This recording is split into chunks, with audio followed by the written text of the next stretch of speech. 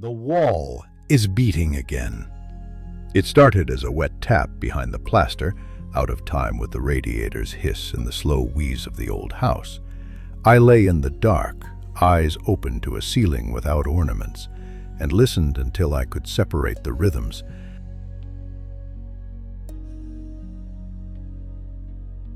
One, the house, settling, breathing. Two, a smaller, stubborn pulse, tucked near the guest room, like a bird trapped in the ribs. I know the ways houses speak. I chose this one because the bones were good oak joists, thick plaster, windows deep enough to hide behind when daytime needles through the city smog. The floors complain, the shutters mutter with each draft, the pipes carry voices the way veins carry whispers. We fit each other, we keep our secrets. It has not liked being crowded. The guest room is too close to ours. I was the one who measured the distance in heartbeats. After Florence moved her friend in when they first came, there was only one heart to tally. Humans thrum like drums. You could conduct an orchestra by them. She brandy-pulsed, warm and fast with youth, with pain at first, with laughter later. The man who belongs to her, who belonged to death until my wife hauled him back by the teeth, had no beat. Ghouls don't. They borrow speech and breath in exchange for blood and fidelity, a bad bargain that leaves something damp and hungry where a man used to be. We would lie in bed and listen to them through the wall. The first night I said to Florence, trying to be light and failing, beast with two backs and one heartbeat, and she stared at the ceiling and didn't smile. Later, it became routine, the way all indecencies become routine. Brandy's cough, the wet swallow when Chet was fed. The way the house seemed to lean in to hear them, as if it needed sound to convince itself this was really happening beneath its roof. On the night the wall began to beat, the rain had found a loose slate and was tapping it like a finger. Our city is best in weather like this, smelling of wet stone and iron and roses gone black in their beds. I had been restive for days, feeling the wrongness I always feel when Florence is generous. She had been generous often lately. The ghoul's voice grew steadier. He even joked in the kitchen once, and she smiled without looking at me. When Brandy called us to the living room, she ordered us to sit like a hostess in some domestic play. The house did not like her smile. I could tell because the floorboards under her feet groaned.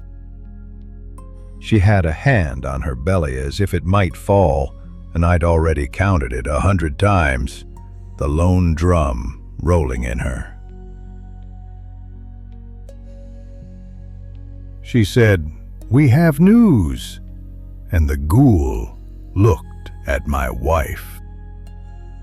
He looked at her as a thirsty man looks at water. I had thought I was prepared for anything. I have watched kingdoms rot and whole churches empty. I have seen my own name admitted into myths. But there are violences I cannot accept even now, combinations that scald because they are new.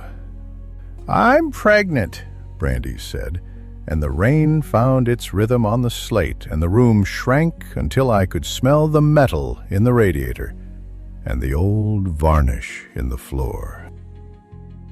Somebody, perhaps it was my wife, said my name.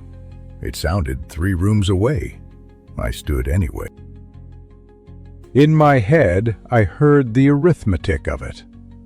All the ways it adds wrong. Dead and living, borrowed blood. A room warm with human air, filled with a thing that will want like fire, like winter, like every long hunger. I am not proud. I told her what I thought. I told her what she was for lying with a thing that drinks my wife. I told her what grew in her, couldn't be allowed to draw breath. I have used worse words in my long life, and softer ones have cut deeper. These were enough. The ghoul put hands on me, and I put him through the wall, and the house shrieked with plaster dust and indignation. Florence shepherded them away with her small hands, the way one steers horses in fog. She did not look back. Enough, she said to me, to the house, to the rain. Door opened, and the weather took a breath, and then the door shut, and all that was left was my breath, and the houses, and the rains, and that new small pulse that did not stop just because the living had left. It kept beating.